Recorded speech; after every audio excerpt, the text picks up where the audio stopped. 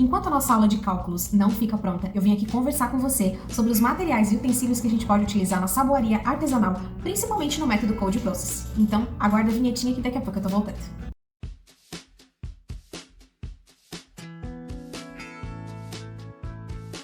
O e-book Macetes Práticos para você não errar mais na saboaria artesanal ficou pronto.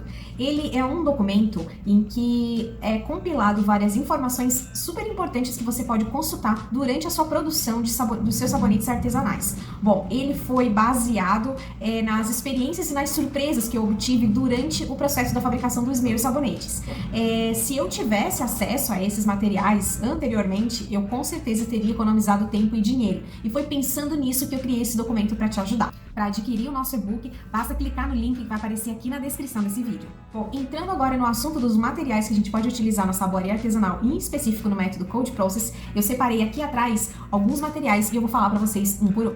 Bom, o primeiro deles é as colheres. Bom, eu gosto muito de utilizar e recomendo também a utilizar as colheres de plástico reforçado ou então as colheres de silicone. Por que não pode utilizar materiais de alumínio? Porque o hidróxido de sódio, que é o que a gente utiliza para fazer a lexívia, ele reage com o alumínio. Se você utilizar um plástico com uma qualidade inferior, o calor da lexívia no começo pode derreter o seu material. Então, a nossa indicação aqui no canal é que você utilize, por exemplo, ou colheres que sejam de silicone, né? Silicones firmes, ele não vai derreter, ou então colheres de plásticos reforçados. Eu gosto de separar os materiais. Então, por exemplo, essa colher aqui eu utilizo para fazer a lexívia e essa aqui eu utilizo para pesar as manteigas, separar os óleos e fazer a mistura da massa. Sobre os recipientes. Bom, eu particularmente gosto muito de utilizar recipientes de plástico que sejam do tipo PET reforçado. Eu não gosto muito de utilizar vidro, até porque o vidro pode facilmente ser derrubado e ocasionar acidentes.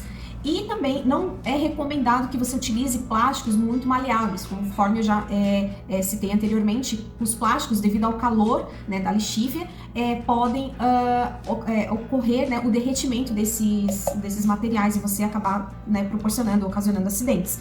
Então, eu gosto muito, né, por exemplo, de utilizar essas jarrinhas assim, onde eu coloco, claro, depende muito da quantidade da massa e tudo, né, do meu cálculo ali, da minha formulação. Mas eu gosto muito de utilizar essas jarrinhas assim, me atendem super bem, tá? Eu separo uma para lexívia e uma para as manteigas e outra para os óleos, então eu gosto bastante de utilizar ela e super recomendo. O uso de recipientes de alumínio, mais uma vez, segue o mesmo raciocínio do que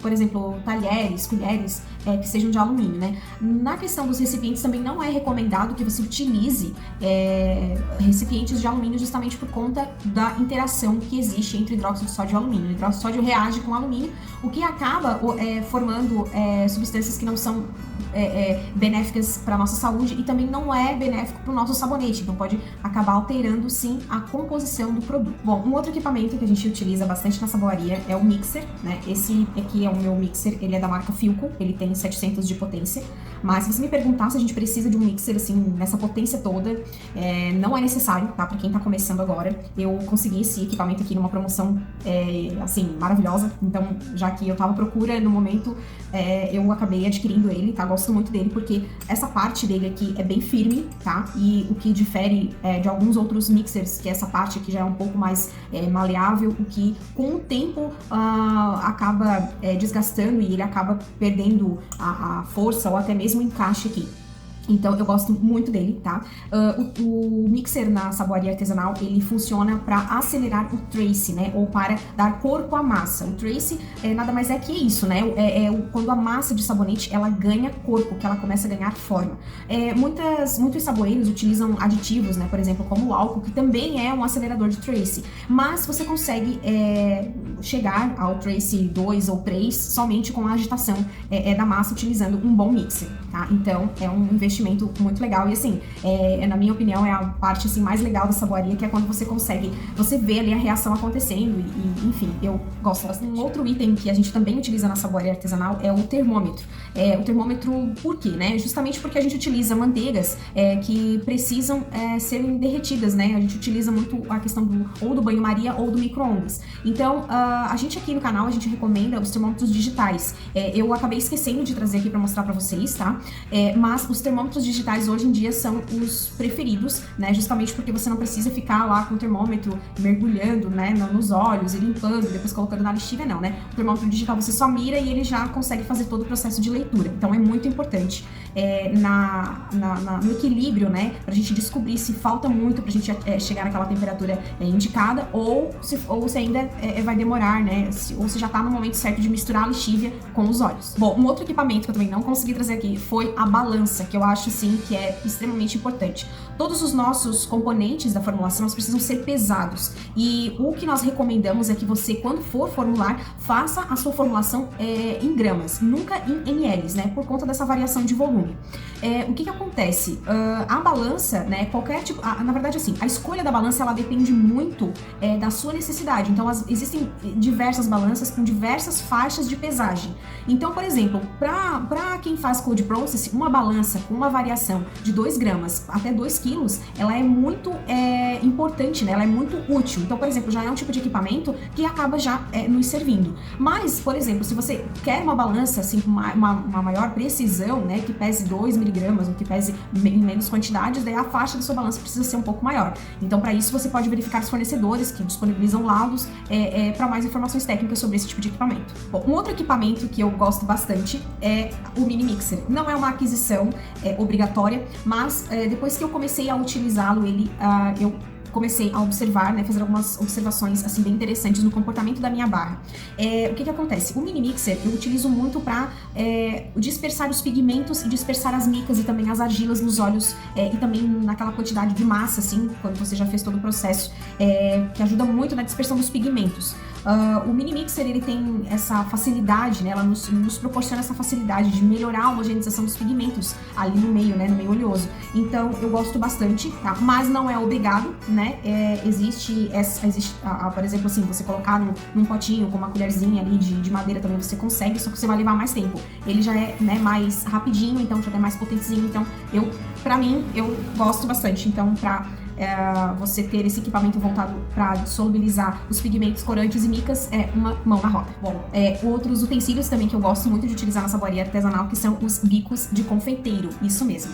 Bom, a saboaria artesanal, ela é uma prática que ela te proporciona, na verdade, para você soltar a sua criatividade, né? E eu acho, assim, fantástico quando a gente consegue utilizar, por exemplo, os bicos de confeiteiro para fazer os chantilis em cima dos sabonetes, né? Para fazer as flores, para fazer folhas, enfim, né? Para fazer a parte de decoração, de agregar valor ao nosso produto.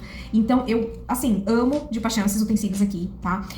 Os bicos de confeiteiro realmente fazem muita diferença e é uma maravilha, assim. Eu sou muito apaixonada pela parte de decoração e pela parte de criatividade das barras de sabonete. Bom, e por último, não menos importante, a gente vai conversar sobre as formas, né? Existem vários tipos de formas no mercado que você pode adquirir para moldar o seu sabão, para moldar o seu sabonete. Bom, eu particularmente gosto muito da forma de silicone, tá? Por quê? Por que eu gosto da forma de silicone? Bom, justamente pela facilidade do desenforme dela, tá? Eu não gosto de deixar marcas, mesmo de luva, né? É uma coisa que eu não gosto, assim, muito de deixar marcas no meu sabonete. Então, eu sinto que essa facilidade de desenformar, ela me proporciona um sabonete menos amassado ou com menos marcas, né? O contra, assim, dessa forma é por conta da questão do tempo de secagem. Por exemplo, assim, então, quando as massas são colocadas em formas de silicone, elas geralmente demoram um pouquinho mais para secar, o que acaba aumentando o tempo lá de cura, né? Então, por exemplo, as massas de sabonete, também, claro, que depende muito, assim, de como que vai estar a temperatura e tudo, né? Por exemplo, já teve um caso em que eu tava fazendo sabonete e aí por cima tava maravilhoso e por baixo, né, tava uma nhaca, assim, tava tudo mole. Então, duas coisas que eu constatei. Alguns ajustes na formulação que foram muito importantes eu fazer, e também, segundo, que eu tava fazendo sabonete naquela semana em que estava chovendo durante 7 dias e que eu também moro aqui no sul, em que a umidade também é muito alta. Então, essas características também acabam influenciando na qualidade da barra. Claro que a formulação manda muito, mas também é uma questão de a gente né, prestar atenção nisso. Mas, via de regra, a forma de silicone, ela me atende, tá? Muito, tá? Eu gosto muito da forma de silicone. Existem outras formas também no mercado. Quando eu comecei a fazer sabonetes, eu utilizava umas forminhas de madeira que a gente precisava forrar com papel, e eu comecei a encontrar muita dificuldade, porque daí o volume de massa também foi aumentando, e aí eu comecei a ter muita dificuldade no tempo de secagem, não estava mais me agradando, então eu acabei adquirindo essa forma aqui.